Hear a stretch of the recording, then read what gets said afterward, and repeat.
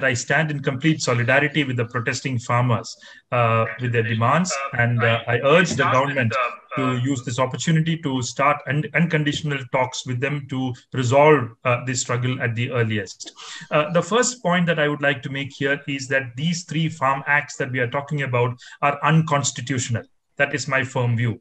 These are unconstitutional primarily because these have been brought in invoking the section 33 of the concurrent list, to which entry 26 and 27 in the state list have been linked.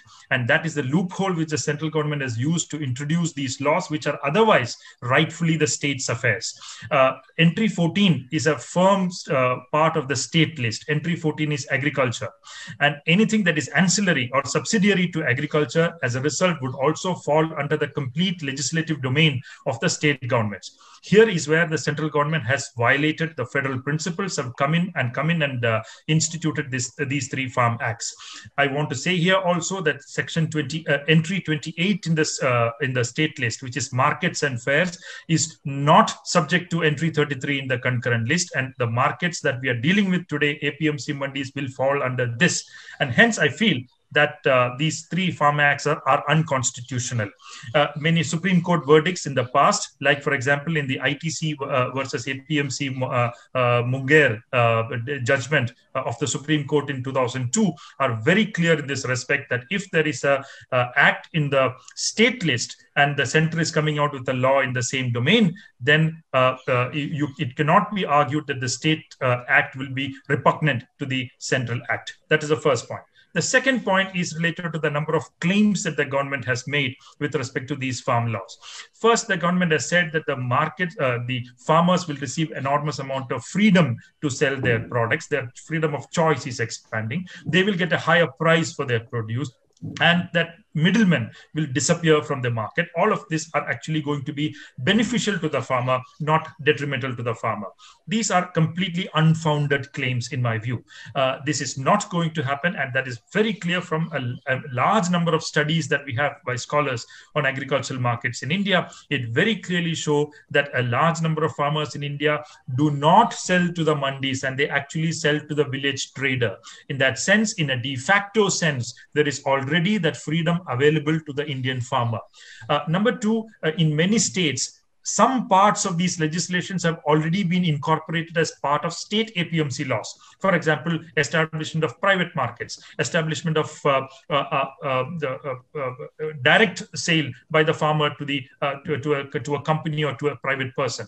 All these are already part of many state legislations. Yet, despite being part of these being part of state legislations, no amount of private investment has flown into any of these states. That is what we see. In fact, in states where this has been implemented to the maximum, Bihar, for example, we see that the whole APMC system has collapsed, and completely unscrupulous and unregulated traders have taken over the agricultural trade, leading to enormous difficulties for the farmer, to the extent that trucks are moving commodities from Bihar to the APMC mandis of Punjab and Haryana to get a good price in those APMC mandis, and the transport cost becomes viable even in this situation.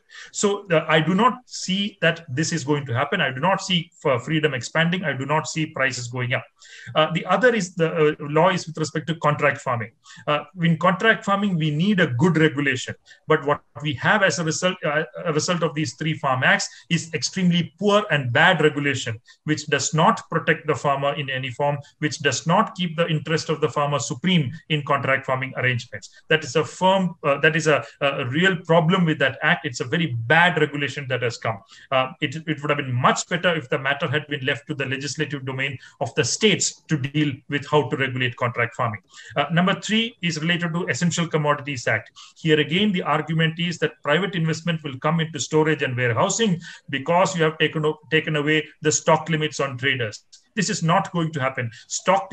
Private investment is not coming into storage and warehousing, not because there is a stock limit on traders. It is because of very structural issues in Indian agriculture, the predominance of small and marginal farmers, lack of adequate surplus and aggregation in the rural areas, the absence of homogeneity in cropping patterns, etc. It is that is a reason for no investment coming in. The real need for the hour in India is to have more public investment in storage and warehousing.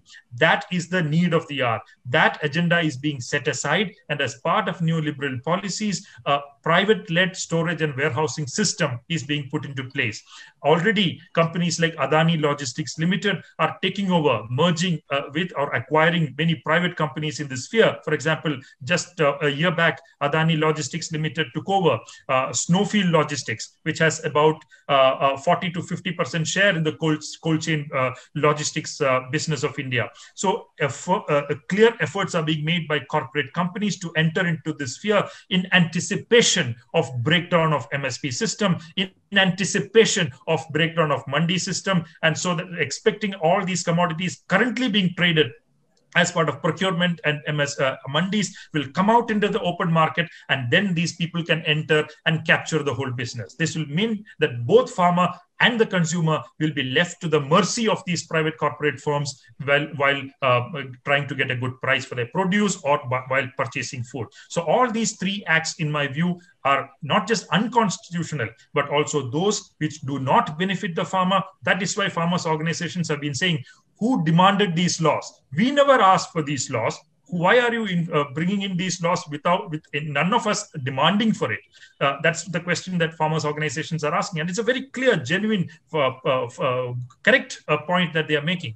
So the point is that they're not just unconstitutional, and do not just benefit the farmer, but it is also an effort to create a new agriculture in India, a new set of corporate players in the agricultural market, in agricultural trade, and thus tilting the balance of trade away from farmer, who are very clearly the disadvantaged parties in this kind of market exchange. And this is my brief assessment of the three farm acts and the struggle that is ongoing. I once again stand in solidarity with the farmers' movement. I agree with many of the speakers who have spoken before me, and I hope that the government will wake up as early as possible, understand that it's the three farm acts constituted legislative adventurism, and they will withdraw, hold back the implementation of these acts, and based on discussions with the farmers and in consultation with states, that's very important, in consultation with states, allow enough customized legislations to emerge at the state level, because it is a state's legislative domain, to allow them to legislate on this matter and to have good regulations and not bad regulations. Thank you.